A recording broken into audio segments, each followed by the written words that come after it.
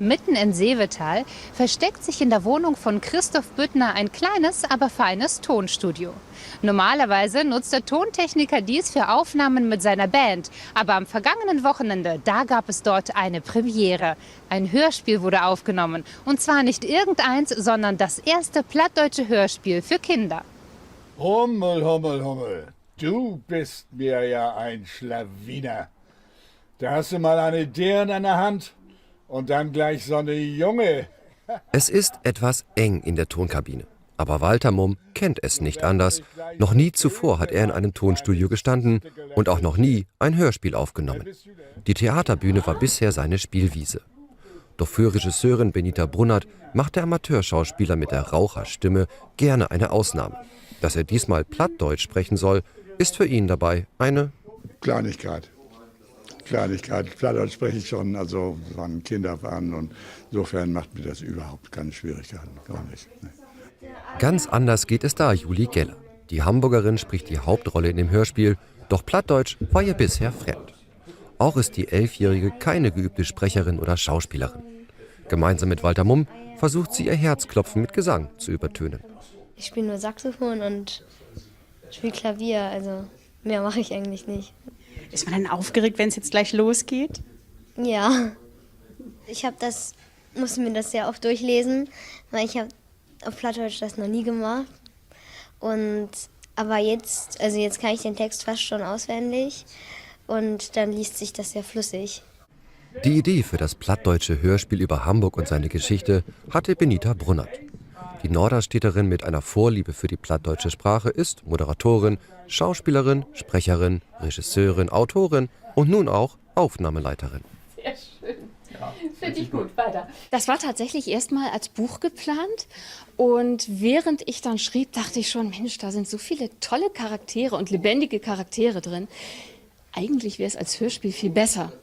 Und dann kam ich mit der Verlegerin ins Gespräch und sagte, weißt du, ich würde zumindest gerne zusätzlich noch ein Hörspiel machen. Und dann sagte sie, nö, dann machen wir ein Hörspiel und liefern ein Booklet dazu. Hanna Unde Hummel von Tüddelband, Telemann und Annerswatt. So heißt das plattdeutsche Hörspiel, um das sich alles in dem kleinen Tonstudio dreht und das nach den Sommerferien veröffentlicht werden soll. Plattdeutsch-Neulinge müssen aber nicht weghören, denn dem Booklet liegt eine Vokabelliste bei. Außerdem soll es auch eine Version in Hochdeutsch geben. Es geht um Hanna, die kleine Hanna, die mit ihren Eltern durch die Neustadt läuft, weil Vater gesagt hat, die müssen wir uns jetzt mal angucken. Und er hält einen fürchterlich langweiligen Vortrag. Und Hanna streikt irgendwann, ruht sich an einem Brunnen aus und plötzlich wird der lebendig. Und vor ihr steht der Hamburger Hummel. Und den lernt sie kennen und Hummel muss ihr jetzt auch mal die Füße vertreten und lädt sie zu einem Spaziergang durch die Hamburger Neustadt und die Hamburger Geschichte ein. Das Stück ist so konzipiert, dass Fans mit Hilfe einer beiliegenden Karte den Spaziergang von Hanna 1:1 nachlaufen und auch eigene Entdeckungen machen können. Aber noch ist es nicht so weit. Erst einmal müssen alle Rollen nacheinander eingesprochen werden. Insgesamt 15 Sprecher hat Benita Brunnert dafür engagiert. So auch André Grabbe-Heidmann vom Amateurtheater Altona. Ich spiele den Fisch oder sozusagen einen Fisch, der ständig Schluck auf hat.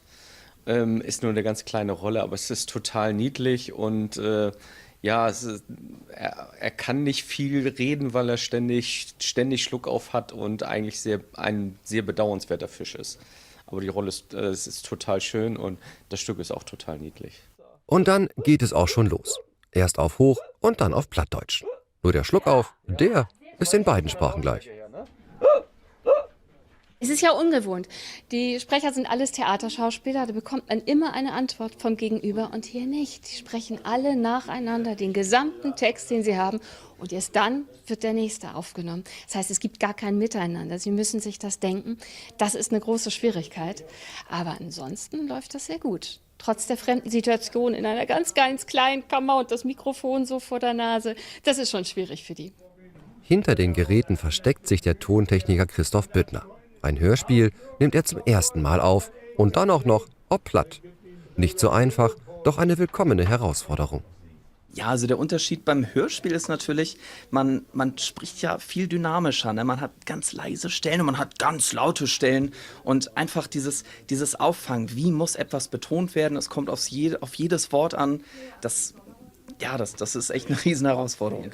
Also ich kann ein bisschen platt verstehen, aber ob das nun heuer, hört, höher, also diese genauen Wortlaute, das kann ich einfach nicht und da bin ich sehr froh, dass Benita eben auch drauf achtet. Und ist aber trotzdem spannend. Die Hintergrundgeräusche beim Hörspiel, also die sogenannte Atmo, nimmt Christoph Büttner später direkt vor Ort auf und legt sie unter die eingesprochenen Stimmen. Damit Hanna und der Hummel, das erste plattdeutsche Hörspiel für Kinder, nicht nur die Sprecher, sondern auch die Zuhörer begeistert. Du bist mir ja ein